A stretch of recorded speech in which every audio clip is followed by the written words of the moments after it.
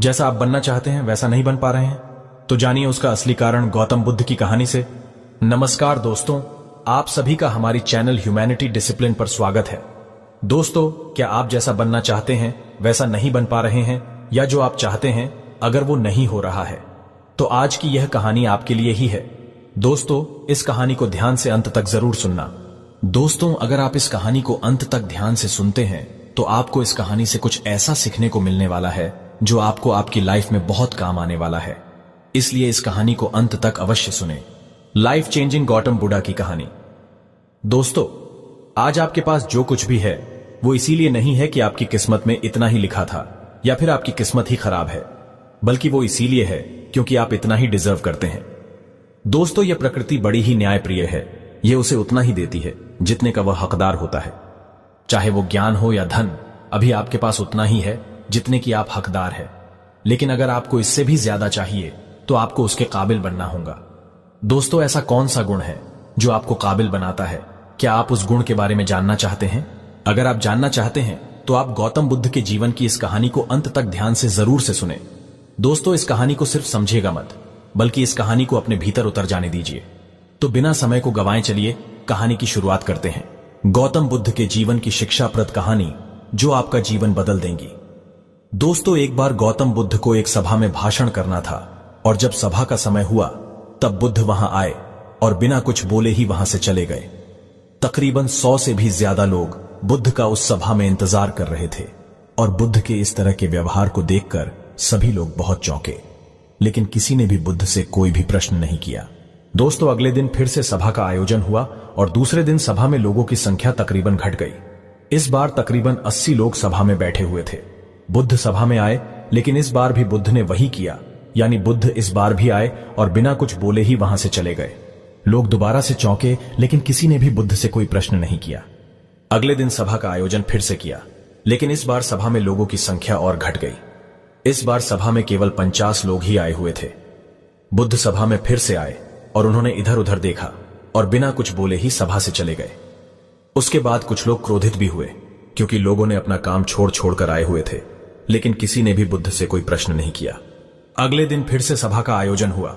दोस्तों, आप लोग जो इस कहानी को सुन रहे हैं, आप में से भी कुछ लोग मन ही मन यह कह रहे होंगे कि अरे कितनी बार सभा का आयोजन होगा, और आप लोगों को भी इस कहानी को सुनते वक्त इरिटेशन होना शुरू हुआ होगा। और जिन जिन लोगों को भी अभी इरिटेशन होनी शुरू हो गई है, उन लोगों को तो यह कहानी बड़े ध्यान से पढ़कर समझना चाहिए, क्योंकि यह कहानी आपके लिए ही है। अगले दिन फिर से सभा का आयोजन हुआ, लेकिन इस बार सभा की संख्या और ज्यादा घट गई थी, यानी इस बार सभा में सिर्फ 30 लोग ही थे।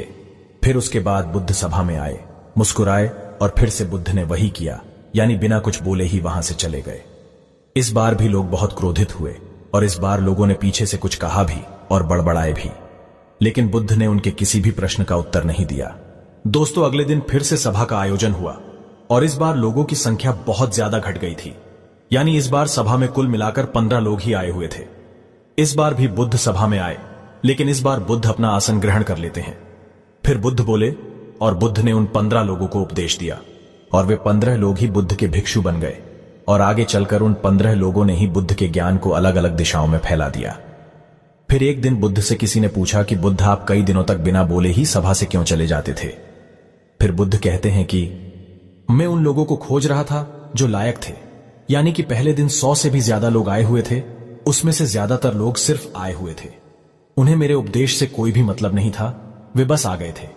और उसमें से ज्यादातर लोग सिर्फ देखने और सुनने आए हुए थे कि सभा में क्या होता है। वे मेरे काम के लोग नहीं थे, क्योंकि वे लोग मेरे ज्ञान को औरों तक नहीं पहुंचा सकते थे। मुझे तो उन लोगों की खोज थी जो मेरे ज्ञान को जन जन तक पहुंचा सके।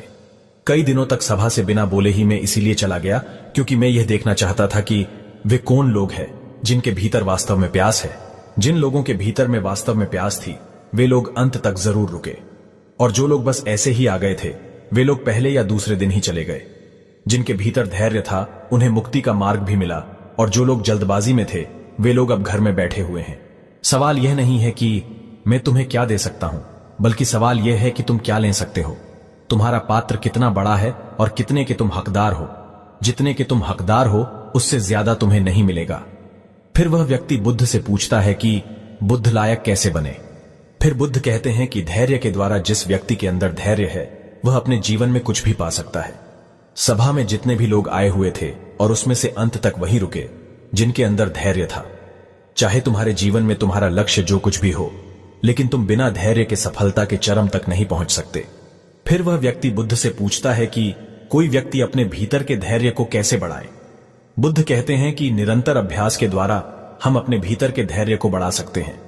जैसे कोई व्यक्ति जब ध्यान करना शुरू कर देता है तो उसका मन उसके सामने कई सारे अड़चने लाता है, लेकिन उसका धैर्य उसे एक दिन उसके लक्ष्य तक जरूर पहुंचा देता है।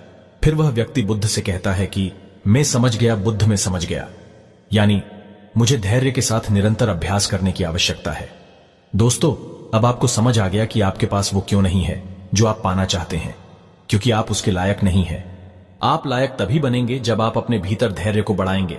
और धैर्य कैसे बढ़ेगा? धैर्य बढ़ेगा निरंतर अभ्यास के द्वारा। और अभ्यास कौन करेगा? अभ्यास करेंगे आप, तो फिर करते क्यों नहीं?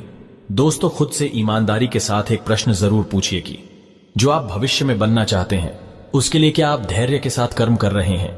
दोस्तों, अगर उसका उत्तर नहीं है तो अपनी असफलता के लिए जिम्मेदार आप खुद होंगे। दोस्तों, आज की यह गौतम बुद्ध की शिक्षाप्रद कहानी आपको पसंद आई होंगी तो नीचे कमेंट बॉक्स में यस जरूर